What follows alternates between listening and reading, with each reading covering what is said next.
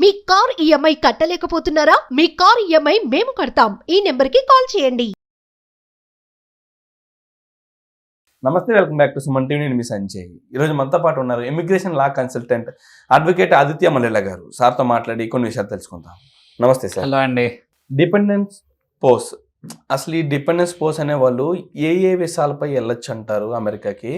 And one thing, ఈ dependence మీద వెళ్ళిన వాళ్ళు అక్కడ ఉద్యోగాలు కానీ జాబ్స్ కానీ వర్క్స్ కానీ ఏమైనా చేయొచ్చు అంటారా?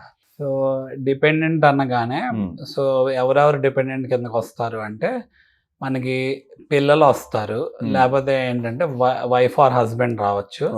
అలానే ఏంటంటే పిల్లాడు చిన్నాడు అనుకోండి, ఇప్పుడు వాళ్ళ మీద పేరెంట్స్ కనుక ఉంటే వాళ్ళు డిపెండెంట్, అంటే ఆ పిల్లాడు డిపెండెంట్ కదా.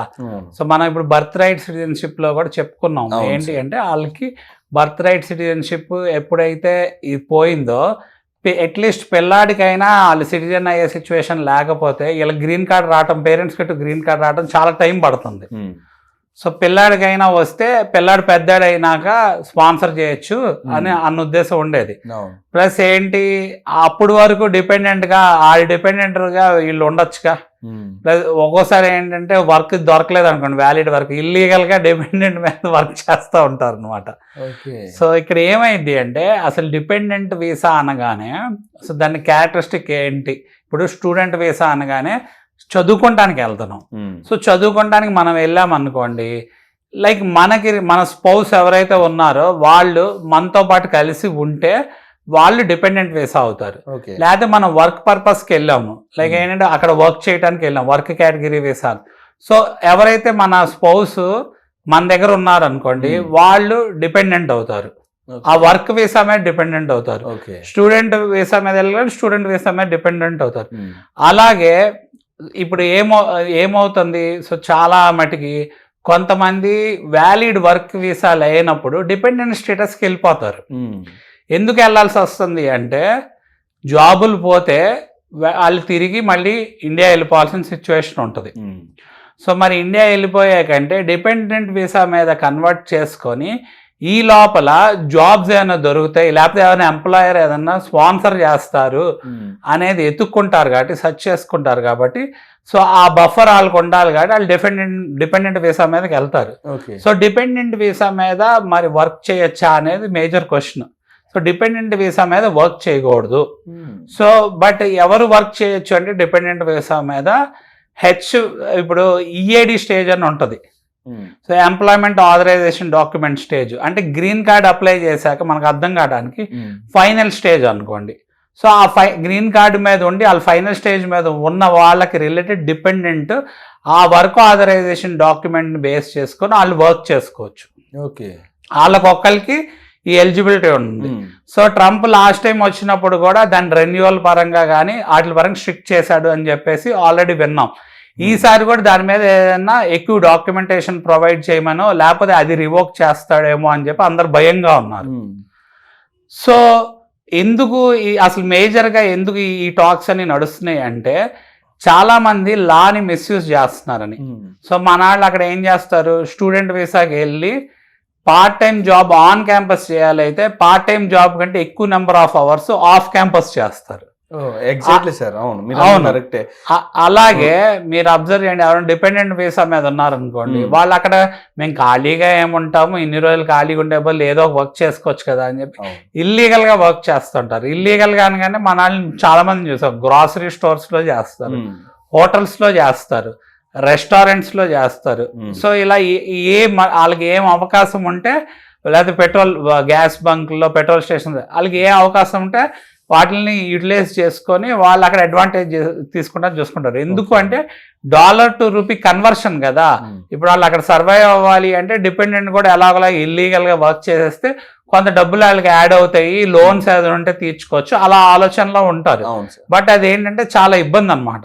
సో యుఎస్ గవర్నమెంట్ దాన్ని ఐడెంటిఫై చేసింది. ఇప్పుడు వాళ్ళకున్న ఎకానమీ కన్స్ట్రెయిన్ వల్ల, జాబ్స్ పోవటం వల్ల, సో అది ఐడెంటిఫై చేసి మనకి ఏంటంటే ఇలా ఇల్లీగల్గా వర్క్ చేస్తున్నారు అనేది బాగా ఐడెంటిఫై చేయడం జరిగింది. ఒకవేళ ఎవరన్నా దొరికారనుకోండి, వాళ్ళకి డిపోర్ట్ చేస్తారు, ఫైన్స్ వేస్తారు, ఒక్కోసారి కొన్ని కేసెస్లో ఆఫ్టర్ సర్టెన్ వార్నింగ్స్ ఇంప్రిజన్మెంట్ చేయొచ్చు, లేకపోతే ఏంటంటే వాళ్ళ వీసా మీద స్టాంప్ వేయచ్చు, రివోకేషన్ ఆఫ్ వీసా జరగచ్చు. అసలు వన్ థింగ్ సార్, అసలు ఇల్లీగల్ వర్కింగ్ అనేది ఎందుకు అవుతుంది అసలు? వీళ్ళు అంటే సంథింగ్ వీళ్ళు డిపెండెన్స్ మీద వెళ్ళారు సరే, ఇప్పుడు మన ఇండియాలో చూసుకుంటే చాలా మంది వర్కింగ్ చేసుకుంటారు. ఇలాంటి సందర్భంలో ఎవరికి కూడా ఈ టైప్ ఆఫ్ రూల్స్ అనేవి లేవు. అసలు ఎందుకు వర్క్ చేయడానికి ఇన్ని రిస్ట్రిక్షన్స్ అక్కడ? అంటే ఇండియాలో మనం ఎక్కువ ఫారిన్ పీపుల్ కి రిలేటెడ్ చూడం కదా. ఇప్పుడు ఏంటంటే ఏ కంట్రీలో అయినా సరే సర్టెన్ అమౌంట్ ఆఫ్ రూల్స్ ఉంటాయి మ్యాండేటరీగా. సో డిపెండెంట్ మీద వచ్చిన వాళ్ళు ఏంటంటే వాళ్ళకున్న రూల్స్ ఏంటి అంటే వేరే, ఇప్పుడు ఆస్ట్రేలియాలో ఒక రూల్ ఉంటుంది, కెనడాలో ఒక రూల్ ఉంటుంది, కొన్ని కంట్రీస్లో ఏంటి డిపెండెంట్ కూడా వీసా ఇస్తారు, వర్క్ వీసా. సో వాళ్ళు వర్క్ చేసుకోవచ్చు, వర్క్ ఎలిజిబిలిటీ ఉంటుంది. బట్ యుఎస్లో ఏంటి అంటే డిపెండెంట్ అంటే నువ్వు వర్క్ చేసుకుంటానికి లేదు, అక్కడ రూల్ అది. అలానే ఇప్పుడు స్టూడెంట్ వీసా మీద మీకు చెప్పాను కదా, పార్ట్ టైం ఆన్ క్యాంపస్ చెప్తే ఆఫ్ క్యాంపస్ చేసుకుంటానికి లేదు, అయినా మన వాళ్ళు ఇల్లీగల్ గా చేస్తున్నారు. డిపెండెంట్ మీద కూడా చేస్తున్నారు. ఇప్పుడు చాలా సార్లు నానీల్ గా కూడా చేస్తున్నారు.